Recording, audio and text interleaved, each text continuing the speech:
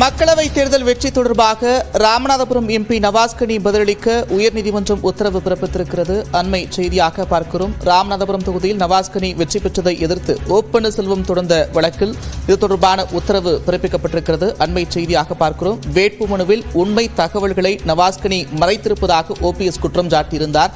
திமுக கூட்டணியில் நவாஸ்கனி போட்டியிட்டிருந்தார். இந்நிலையில் வெற்றி தொடர்பாக பதிலளிக்க நீதிமன்றம் உத்தரவு பிறப்பித்திருக்கிறது. கூடுதல் விவரங்களோடு செய்தியாளர் மதன் இணைக்கிறார். மதன், விவரங்கள். நந்தா, நடந்து முடிந்த மக்களவைத் தேர்தலில் ராமநாதபுரம் தொகுதியில் திமுக கூட்டணி, அதாவது இந்திய யூனியன் முஸ்லீம் லீக் கட்சி வேட்பாளர் நவாஸ்கனி தன்னை எதிர்த்து சுயேட்சை வேட்பாளராக போட்டியிட்ட முன்னாள் முதலமைச்சர் ஓ பன்னீர்செல்வத்தை விட 1,66,782 வாக்குகள் வித்தியாசத்தில் வெற்றி பெற்றார்.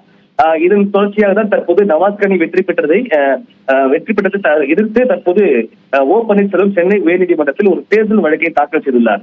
அந்த மனுவை பார்க்கும்போது இந்த தேர்தல் மனுக்களில் உண்மை தகவலை மறைத்துவதாகவும் ஊழல் நடவடிக்கைகளில் நவாஸ்கனி ஈடுபட்டதால் அந்த வெற்றியை செல்லாது அறிவிக்க வேண்டும் என்று ஓபிஎஸ் தரப்பில் தெரிவிக்கப்பட்டது.